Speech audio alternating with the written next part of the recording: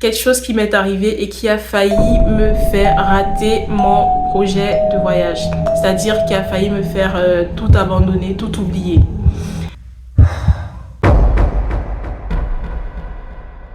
Hello tout le monde, bienvenue sur ma chaîne, j'espère que vous allez bien. Alors c'est un grand plaisir de vous retrouver encore sur ma chaîne YouTube. Si tu es nouveau par ici, moi c'est Claude, Madame Claude K. Alors sur cette page, je partage avec vous des astuces pour ceux qui veulent voyager à l'étranger. Je partage également des tutoriels de coiffure parce que je me coiffe toute seule. Je partage également parfois des tutoriels de cuisine et bref, un peu de tout, histoire de se divertir et d'apprendre davantage. Voilà. Alors, si tu es nouveau par ici, je t'invite à t'abonner à ma chaîne, à laisser un pouce bleu en l'air, liker la vidéo et laisser un petit commentaire, ça me ferait grand plaisir. Donc, je reviens aujourd'hui avec une vidéo de mon expérience lorsque je faisais mes procédures pour voyager.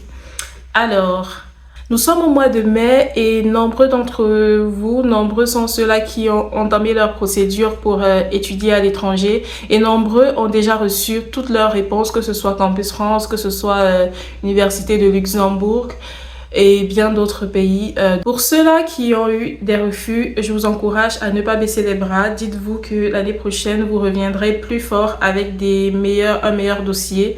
Voilà. Et pour ceux qui ont eu des acceptations, félicitations. Ceci veut dire que vous êtes dans une phase très importante de tout ce qui est préparation à l'étape consulaire. Donc vous êtes en phase préconsulaire, donc tout ce qui vient avant le rendez-vous à l'ambassade pour demander votre visa étudiant. Alors aujourd'hui, ce que je vais vous raconter, c'est vraiment une anecdote, voilà. C'est quelque chose qui m'était arrivé lorsque j'avais obtenu mon admission et que je préparais justement mon rendez-vous à l'ambassade. Franchement, c'est une erreur qui a failli me faire rater tout mon projet, qui a failli me faire oublier mon rêve en fait. Oublier l'idée de voyager et tout le reste. Je vais raconter un petit peu la genèse de l'histoire. Alors, j'avais candidaté auprès d'une école privée. Moi, pour mon cas, j'étais passée par une admission en école privée en France. Et j'avais passé l'entretien auprès de l'établissement, un entretien en visio. Donc, j'avais été acceptée. Sauf que moi, j'avais candidaté pour un Master 1. Parce que j'étais en année de licence. Et je candidatais pour entrer en Master directement dans l'école en question. Alors, tout s'est bien passé, l'entretien a été nickel. Quelques jours plus tard, on va dire une semaine plus tard, j'ai eu le message, je sais plus, c'était un coup de fil, qui m'informait comme quoi j'avais été retenue par l'école et que je devais donc commencer à me préparer pour l'étape demande de visa. Alors, ce qu'il fallait faire d'abord, c'était me rendre... c'était recevoir mon attestation d'admission de la part de l'école. Donc, je devais recevoir cette attestation par mail. Donc, j'ai juste patienté. Au bout de quelques jours, l'attestation, je l'ai reçue. Alors, Claude, dans toute son excitation, j'étais tellement heureuse. Je me disais, ça y est, je suis admise pour aller pour aller étudier en master à telle école en France. Du coup, je reçois mon attestation d'admission et je le lis en diagonale. Les amis, je vous dis, c'était la pire erreur de ma vie. Alors, qu'est-ce qui s'est passé?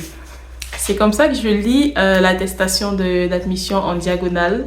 Tout ce qui m'intéressait, c'était regarder c'est quoi les frais de scolarité, c'est quand la date de la rentrée, tout ça. Bref, c'est tout ce à quoi je me suis intéressée. Plus tard, il fallait que j'aille au bureau de Campus France pour les modalités. Il y a un entretien que je devais passer avant de passer à l'ambassade pour la demande de visa. Donc, je suis allée au bureau de Campus France. Une fois à leur bureau, ils appellent les gens qui ont été admis pour le master. Placez-vous de ce côté, par exemple. Et ceux qui ont été admis pour ceux qui vont pour les licences première, deuxième, troisième année, placez-vous de l'autre côté. Et moi, je fais quoi? Je vais du côté des masters parce que moi, j'ai candidaté pour un master. Et Ce jour-là, je sais plus c'était quoi. Je pense que ce jour-là, c'était juste une réunion d'information.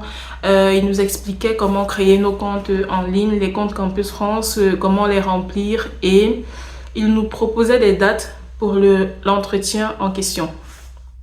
Alors, quand j'y repense, franchement, je me sens bête. Alors, ce qui s'est passé, ce jour-là, j'ai tout fait. Et je suis rentrée chez moi. Je suis rentrée chez moi, j'ai créé mon compte Campus France et j'ai rempli toutes les informations nécessaires et tout le reste.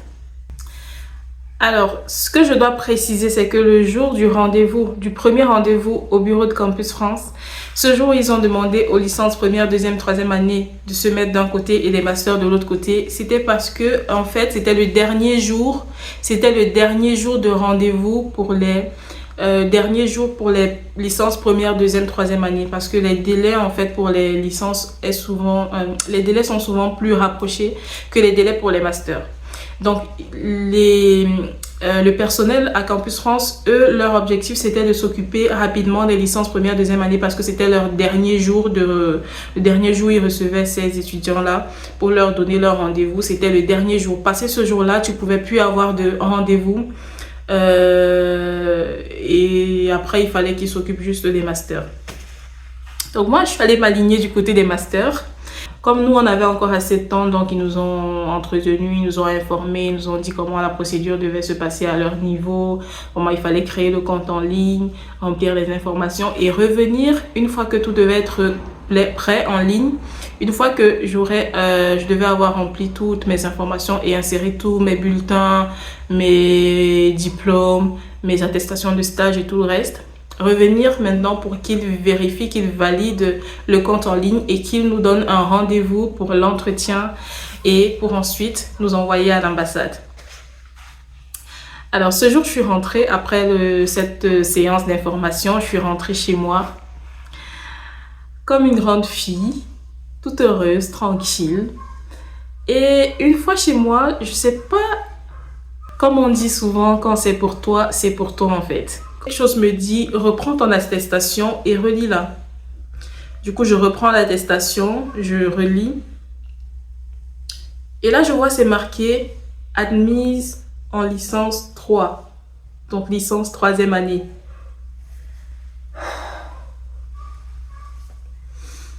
Je me dis, mais tiens, à Campus France, en fait, c'était le dernier jour pour les licences troisième année.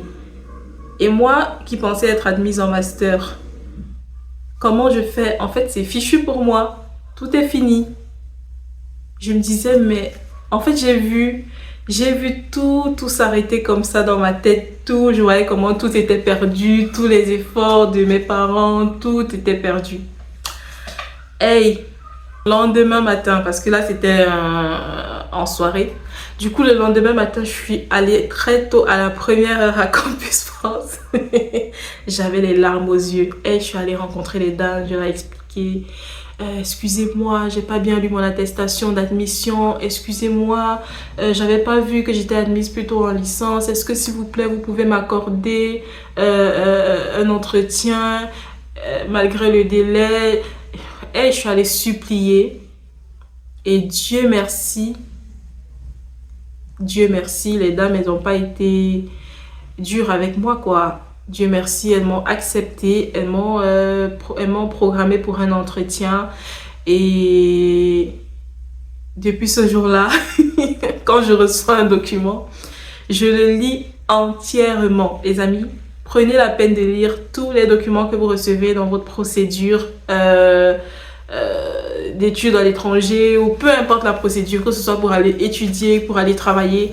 Prenez la peine de lire toutes les lignes, de les lire posément. Ne lisez pas en diagonale parce qu'un petit détail, un tout petit détail peut vous faire rater tout le projet et tout en ballot, quoi. Alors, c'était tout pour cette story time, on va dire comme ça. Un petit retour d'expérience que j'ai jugé important de partager avec vous. Parce que beaucoup tombent dans ces pièges-là. Je trouve que, particulièrement chez nous, en Afrique, on n'a pas la patience de lire. On n'a du tout pas cette patience de lire, que ce soit les bouquins, que ce soit les documents, nos documents officiels, peu importe, on n'a pas du tout la patience de lire. On n'a pas cette culture de lire, de prendre le temps de lire et de comprendre ce que nous lisons. Alors, si cette vidéo t'a intéressé, si ce retour d'expérience t'a intéressé, et si tu voudrais que je revienne dans les prochaines vidéos avec des retours d'expérience, parce que j'ai plein d'anecdotes comme ça, je trouve que partager avec vous, ça permettrait aux uns et aux autres que s'ils sont face à des situations comme ça, de se dire, tiens, il faut que je prenne la peine de lire parce que je veux pas que la même situation m'arrive. Parce que pour moi, j'ai eu la chance que le personnel, enfin la personne qui m'a reçue à Campus France, elle accepte sans me faire de procès, qu'elle m'accepte et qu'elle me fasse un entretien. Par contre, vous pouvez être reçu par une personne qui n'a pas cette gentillesse-là et qui refuse catégoriquement de vous faire passer l'entretien en disant que le délai est passé, tout simplement. Alors, je vous invite à liker cette vidéo, à la partager autour de vous, car elle aidera forcément des personnes autour de vous. Et me laisser un commentaire de ce que vous pensez de cette petite histoire. Est-ce que une histoire pareille vous est déjà arrivée? Si oui, dites-moi dans les commentaires. Et si vous avez des anecdotes de ce genre de situation qui vous est arrivée, qui a failli vous faire rater, échouer totalement votre projet, n'hésitez pas à me le dire dans les commentaires et ce sera un plaisir de vous lire. Sur ce, je vous dis à très bientôt dans une prochaine vidéo. Bye bye!